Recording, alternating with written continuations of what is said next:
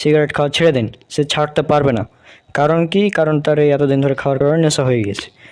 অর্থাৎ এটা একদম প্রমাণিত যে সিগারেট এটা হচ্ছে নেশা দ্রব্য। এই জন্য মানে যারা অনেক দিন ধরে নেশা করে তারা ছাড়তে পারে না। তবে অনেকেই বিষয়টা মানতে চায় না যে সিগারেট আবার কী এমন ক্ষতি করে। তো এই শুধু গুগল একবার সার্চ করবি যে প্রতি বছর ধূমপানের ফলে কত মানুষ মারা যায়। আমি দেখেছিলাম 80 লক্ষ, অর্থাৎ 8 মিলিয়ন মানুষ মারা যায় প্রতি বছর ধূমপানের কারণে। আর এই ধূমপান করা স্বাস্থ্যের পক্ষে এতটাই ক্ষতিকর যে এটা এত ক্যান্সারের কারণ লেখাই থাকে। তারপরেও এই ধূমপান করার ফলে শুধু নিজের ক্ষতি এমন না, পরিবেশের ক্ষতি হয়। তারপর তুমি যদি আশেপাশে যারা থাকে তাদের পাশে যদি সিগারেট খাও তাদেরও ক্ষতি হয়। আর ওই রিপোর্টে আরও দেখেছিলাম যে প্রতি বছর প্রায় 8 মিলিয়ন মানুষ তো মারা যায় সরাসরি ধূমপানের কারণে, কিন্তু ধূমপানের ফলে প্রভাবিত হয়ে, অর্থাৎ মানে যারা ধূমপান করে না কিন্তু ধূমপায়ীদের আশেপাশে থাকে, এই জন্য তারাও এর দ্বারা মানে অ্যাট্রাক্ট হয়ে যায়, ফলে তারাও মারা যায়। এরকম মানুষের সংখ্যা প্রতি বছর প্রায় 1.2 মিলিয়ন। তাহলে চিন্তা কর কী অবস্থা, ধূমপান কতটা ক্ষতিকর।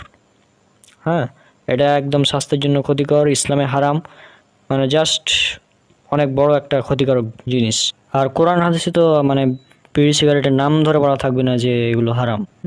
বরং বর্তমানে নেশাদার দ্রব্যের পরিমাণই এত যে এগুলোর নাম লিখতেই অনেক বড় একটা বই হয়ে যাবে। রাসূল সাল্লাল্লাহু আলাইহি ওয়াসাল্লাম এমন একটা কথা বলেছেন যে প্রত্যেক নেশাদার দ্রব্য হারাম, এটাতেই একদম অল ওকে।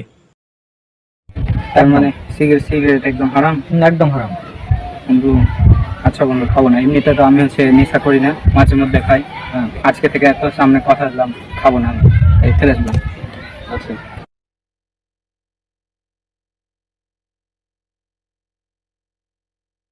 আচ্ছা বন্ধু, ধন্যবাদ বন্ধু।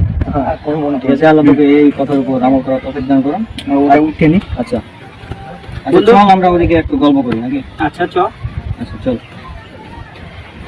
তোর বাসা থেকে তো তুই বিয়ে করতে চাইছিলি, বিয়ে করবি না নাকি? এখন ওই যে যেটা শুনলি আমার চাকরির তো মানে হলো না, তাই না? আর ঘুষের বিনিময়ে তো আমি চাকরি করবো না, তুই জানিস। সুতরাং যতদিন চাকরিটা হচ্ছে ততদিন বিয়ে করাও আসলে সম্ভব না বর্তমান সমাজে।